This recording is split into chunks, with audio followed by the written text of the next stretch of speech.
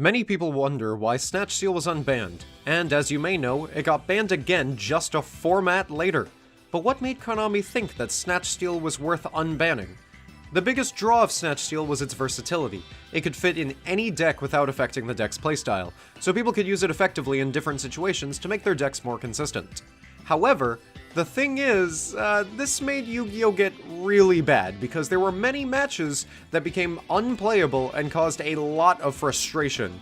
If you were playing Burning Abyss, stealing your opponent's Dante and milling literally anything from your deck meant that you were in the complete advantage. Its power level was so great that people were comparing it to Change of Heart, another very old and broken stealing spell, and Snatch Steal was winning that from the fact that it can stay over multiple turns. So why was Snatch Steal even brought back in the first place?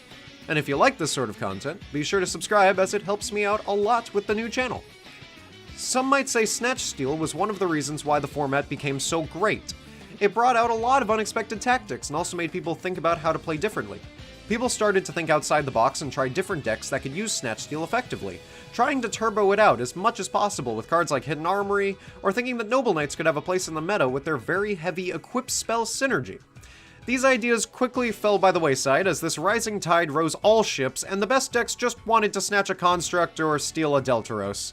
It may have been for the spectator part of Yu-Gi-Oh! To make things more interesting and have that magical heart of the cards comeback that everyone would want to see. But the balance of the card just wasn't there. It was so prevalent that players started to think of a way to counter it, and then thought the card was balanced. Wrongly.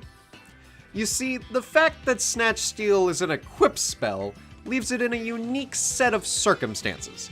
It sticks around, but if you pop the card with MST, it does absolutely nothing.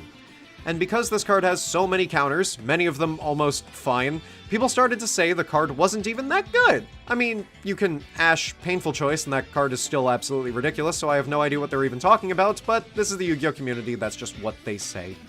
Decks not only ran Snatch Steal, but also had to double or triple up on cards like MST, Anti-Spell Fragrance if they could get away with it, or even Typhoon, just to make sure they didn't lose the game entirely because of one card.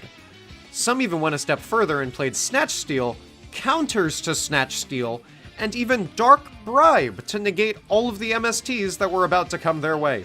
It was an absolute nightmare to play around or through, and eventually Konami took notice and swiftly banned Snatch Steal after exactly one format, the only time it was ever legal in almost 20 years. If you like this video, go on ahead and watch why the Dark Worlds are worded in the most confusing way possible.